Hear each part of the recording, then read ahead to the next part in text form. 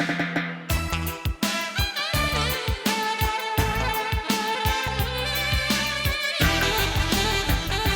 Chat with the Experts is brought to you by Angie's List on 93 WIBC. Welcome back to Chat with the Experts, brought to you by Angie's List. We're here today with Judd Haig of Bone Dry Roofing and Exteriors in Indianapolis, and we're talking all about your home's exterior. We're going to get to your listener questions here in just a moment, but first we want to share some helpful information with a segment that we call What's Trending. And once you have your brand new replacement windows installed in your home, as we were talking about with Judd earlier, something you're going to want to consider is how to keep them clean. And Jenica Lee of Southwest Exteriors in San Antonio recently wrote an article for our experts program at Angie's List called Learn to Clean Your Windows Perfectly in 6 Steps. And in the article, she outlines some simple ways to keep your windows shining brightly all year long. First off, Jenica says that you're going to want to watch the weather. So try to tackle the project on an overcast day, as the heat of the sun can actually cause the liquid cleaner that you're using to dry too quickly and result in streaking. You're also going to want to clean the dry window surface with a soft bristle brush or cloth to start with to remove any cobwebs, dust, or dirt before you actually begin. Next, start with mixing your own cleaner. You can prepare a gentle liquid cleaning solution to use on your window panes by mixing 1 part vinegar and 1 part hot water, and then using a sponge or a cloth, wet the window glass and rub away the dirt. You're going to want to avoid drenching the windows and try to keep the vinegar solution from coming in contact with the window frame. If you're using a squeegee, just be sure to wet the blade so that it doesn't skip as you're running it across the window, and then start in an upper corner, draw the squeegee down in a straight stroke, and then wipe the blade clean with a cloth. Finally, clean the window frames by wiping them down with a damp cloth and immediately rinsing them with a clean, dry cloth. By following these simple tips, you'll be sure to keep the sun shining through those windows all summer long.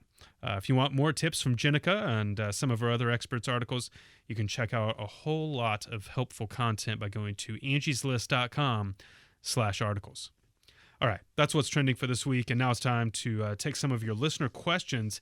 It's a segment we call Consumers Ask, and every week here on Chat with the Experts, we take listener questions from Twitter, Facebook, and our Angie's List Answers forum, and we get some feedback from our special guest, which today is Judd.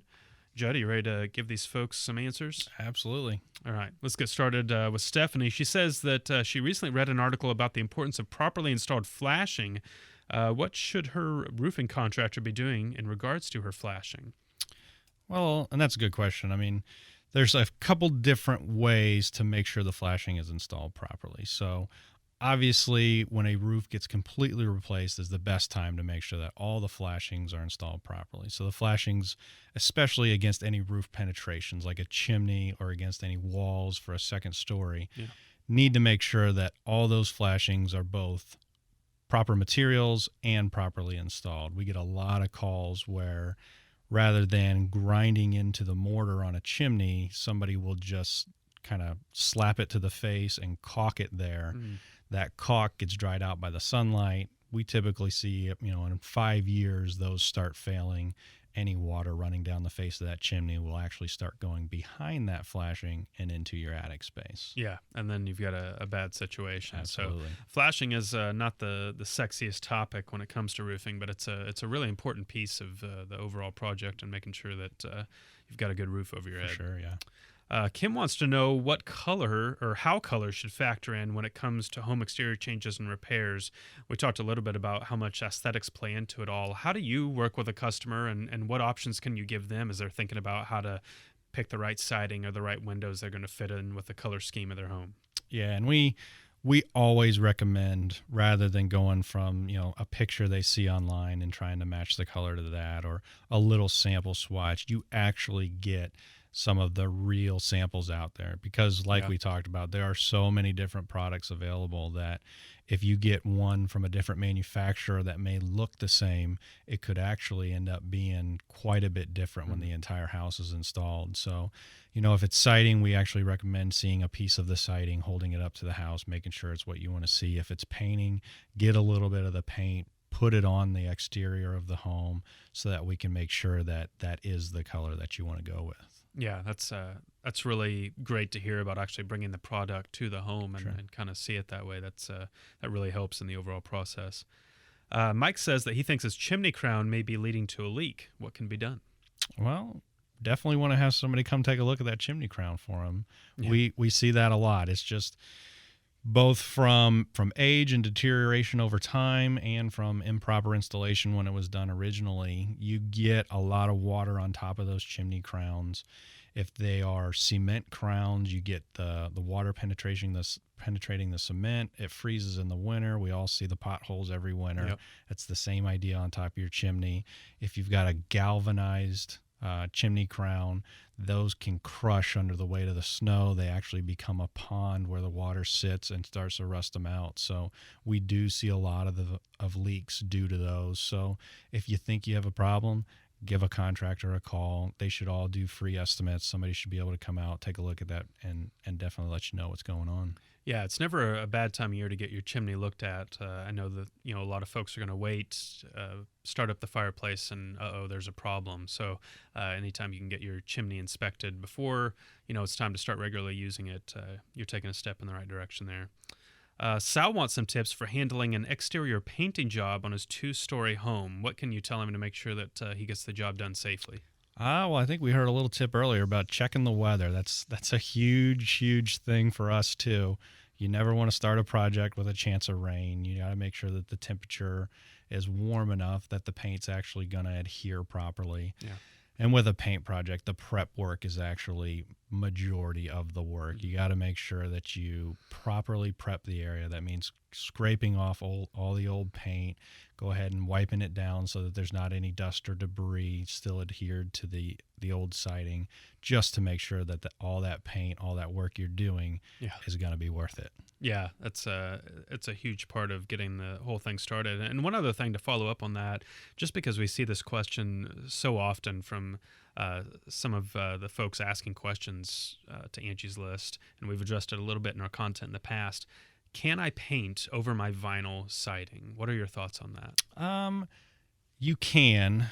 It's not what we would prefer. They have special products out there that are specifically manufactured for vinyl siding to be painted over vinyl siding, but it's not going to adhere as well as it would to some of the other better materials out there. Yeah, so you kind of just have to make up your mind about how often you're going to want to deal with. Exactly. Do you want to paint it again in 5 years, or do you want to paint it again in 2 years, or do you want to go with one of those engineered products we talked about that gives you the 10 or 20 year warranty? Yeah, good things to think about.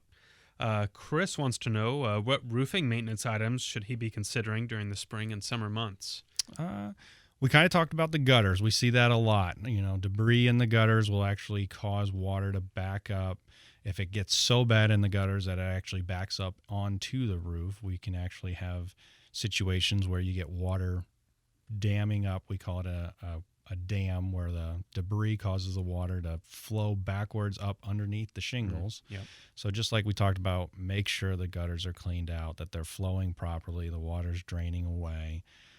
Gutter protection is another great option. If you get a gutter screen or some sort of gutter protection product to make sure that those don't clog, as well as we do recommend, an annual roof maintenance where we recommend a qualified contractor does it, but you go up and there's just some areas on the roof. We talked about, the flashings, and we recommend that you recaulk those flashings, just because the sun does hit that caulking. It does dry it out, cause it to crack. Eventually it's going to fall off, and that can become a leak point in the future. So unfortunately, you've got a lash shingle that goes onto every single roof, and so you're going to have a couple nails exposed. Again, just one of those areas that we hit with a dab of caulk. Need to make sure that you're making sure that caulk gets refreshed every now and then, so that it doesn't come off or lead to a leak. Yeah, that's great info. There's no shortage of tasks, as we mentioned at the top of the show, to get out this time of year and take care of. So, and we've gotten a lot of great information today. Thanks to all of our listeners out there for sending in your questions.